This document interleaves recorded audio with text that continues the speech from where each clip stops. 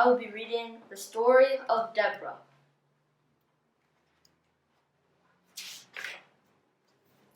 Deborah sat beneath an old palm tree. A mighty judge in the land was she. Her words were clear and fair and true. She was God's helper in all she'd do. Good Lady Deborah, the honest judge. Now in those days, you'll understand, a foreign king ruled Deborah's land. The times were sad, for his rule was hard. The children of Israel cried to the Lord.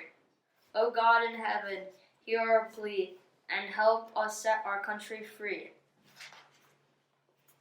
Then God searched the land for a leader brave, his chosen one the country to save.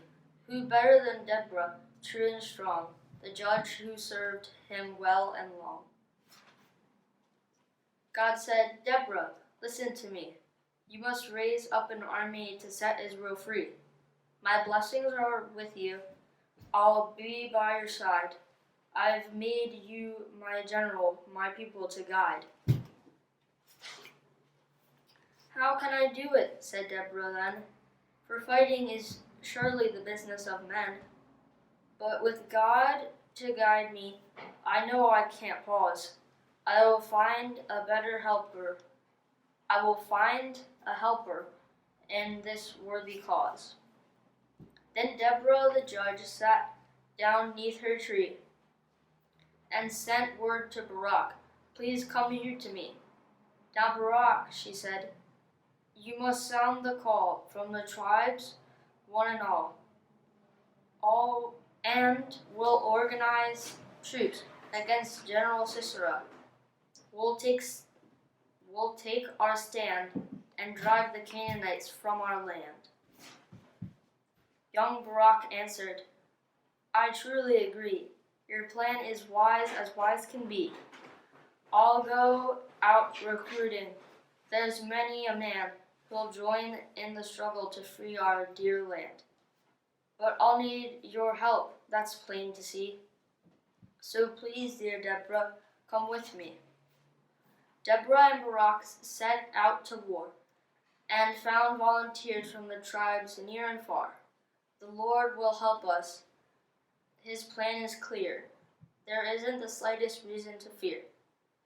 For God and our country, this fight we will win. So spoke the judge Deborah and Israel's men. Then came some bad news from the enemy's side. General Sisera's army, the Canaanites' pride, has 900 chariots. What can be done? We're certain to lose, for we haven't won. Chariots or not, here's what we must do, said Deborah. Trust God and see this thing through. On that very evening, the troops made their camp. As they set up their tents, the weather felt damp. During the night, the hard rains poured down. The little brook Kishon rose high out of bounds. With the first light of morning, the skies were still gray. Barak sounded his trumpet. Today is the day. It's onward to victory, Deborah cried.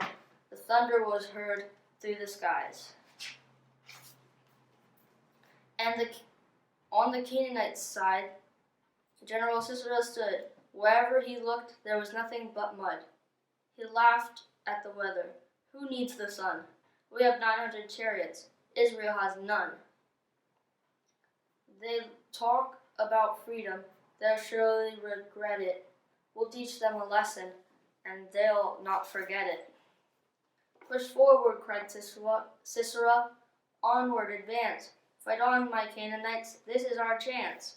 Forward, yelled Barak, and Deborah too. And Deborah too. Now the battle was starting. What would Israel do? Can freedom be won against such fearful odds? Would the Lord show he's greater than Canaan's false gods? Yes, for victory was Israel's. Canaan must yield. Sisera's chariots were stuck on the field.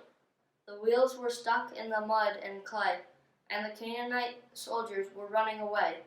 Sisera ran too, fast as anyone can. It's no use to fight against God's holy plan. Israel was free. It was time to rejoice. Deborah the judge in song lifted her voice.